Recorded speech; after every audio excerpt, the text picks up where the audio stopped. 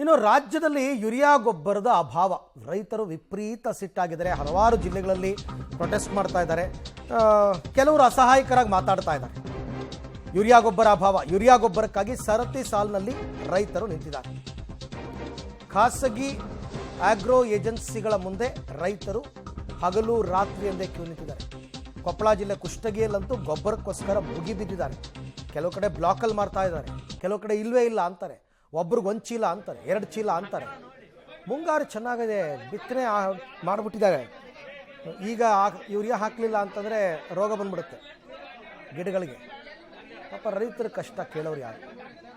ರಾಜ್ಯ ಸರ್ಕಾರದವ್ರನ್ನ ಕೇಳಿದ್ರೆ ಕೇಂದ್ರದವ್ರು ಸಪ್ಲೈ ಮಾಡಿಲ್ಲ, ಪತ್ರ ಬರೆದಿದ್ದೀವಿ ಅಂತಾರೆ. ಕೇಂದ್ರದವ್ರು ಕೇಳಿದ್ರೆ ನಮಗೆ ಚೀನಾದಿಂದ ಬಂದಿಲ್ಲ, ಬೇರೆ ಬೇರೆ ದೇಶಗಳಿಂದ ಸಪ್ಲೈ ಆಗಿಲ್ಲ ಅಂತಾರೆ. ಕೊನೆಗೆ ಅದು ಬರೋದು ರೈತರ ಬುಡಕ್ಕೆ ಪಾಪ.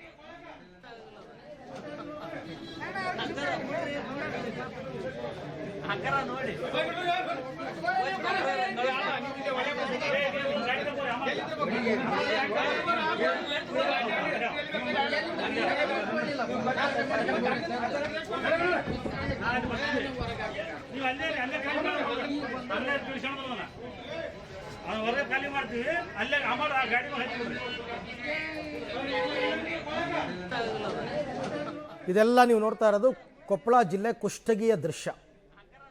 ಯಾಕೆ ಇಷ್ಟೊಂದು ಜನ ಕ್ಯೂ ನಿಂತಿದ್ದಾರೆ ಅಂದರೆ ಪಾಪ ರೈತರು ಗೊಬ್ಬರ ಸಿಗ್ತಿಲ್ಲ.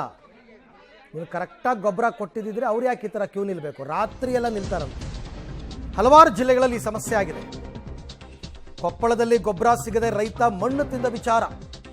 ಮಣ್ಣು ತಿಂದ ರೈತ ಚಂದ್ರಪ್ಪ ಮನೆಗೆ ಬಿಜೆಪಿ ನಿಯೋಗ ಭೇಟಿ ಕೊಟ್ಟಿದೆ. ಎಗೈನ್ ಕೊಪ್ಪಳ ತಾಲೂಕಿನ ಕುಣಗೇರಿ ತಾಂಡಕ್ಕೆ ಅವರು ಭೇಟಿ ಕೊಟ್ಟಿದ್ದಾರೆ. ಬಿಜೆಪಿ ರೈತ ಮೋರ್ಚಾ ರಾಜ್ಯಾಧ್ಯಕ್ಷ ಪಾಟೀಲ್ ನಡಹಳ್ಳಿ ಭೇಟಿ ಕೊಟ್ಟಿದ್ದಾರೆ. ರೈತ ಚಂದ್ರಪ್ಪಗೆ 2 ಚೀಲ ಯೂರಿಯಾ ಗೊಬ್ಬರವನ್ನು ನೀಡಿದೆಯಂತೆ ಬಿಜೆಪಿ ನಿಯೋಗ. ಅಂದರೆ ನಮಗೆ ಮಣ್ಣು ತಿನ್ನಿಸ್ತಾ ಇದ್ದಾರೆ ಇವರೆಲ್ಲ ಸೇರಿಕೊಂಡು ಅಂತ. ಗೊಬ್ಬರ ಕೊಡ್ರಿ, ಇಲ್ಲಾಂದ್ರೆ ನಾವು ಮಣ್ಣು ತಿನ್ನಬೇಕಾಗತ್ತೆ. ಅದನ್ನು ಸಾಂಕೇತಿಕವಾಗಿ ರೈತ ಮಾಡಿದ್ದ. ಈಗ ಆ ಮನೆಗೆ ಬಿಜೆಪಿ ನಿಯೋಗ ಭೇಟಿ ಕೊಟ್ಟು 2 ಚೀಲ ಗೊಬ್ಬರನೂ ಕೊಟ್ಟಿದ್ದಾರಂತೆ.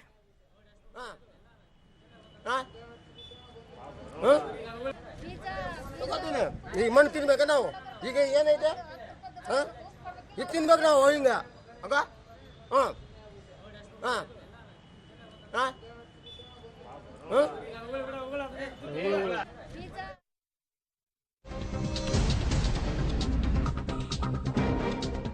ರಾಜ್ಯದಲ್ಲಿ ಯೂರಿಯಾ ಗೊಬ್ಬರದ ಅಭಾವ ಜಾಸ್ತಿ ಆಗ್ತಾ ಇದೆ ದಿನದಿಂದ ದಿನಕ್ಕೆ.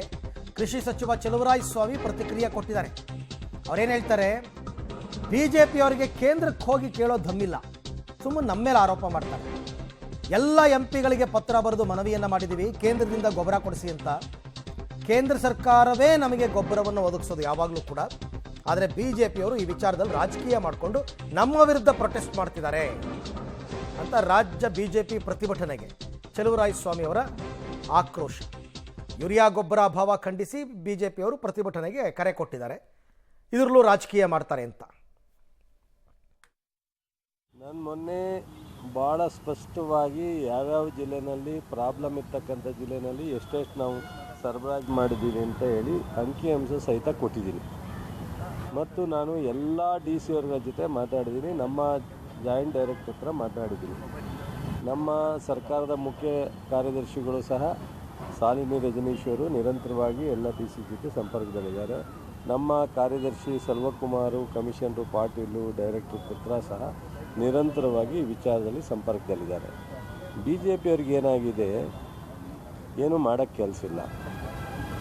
ಕೇಂದ್ರದಲ್ಲಿ ಹೋಗಿ ಇರೋ ರಾಜ್ಯ ಸಮಸ್ಯೆನ ಹೇಳೋದಕ್ಕೆ ದಮ್ಮಿಲ್ಲ.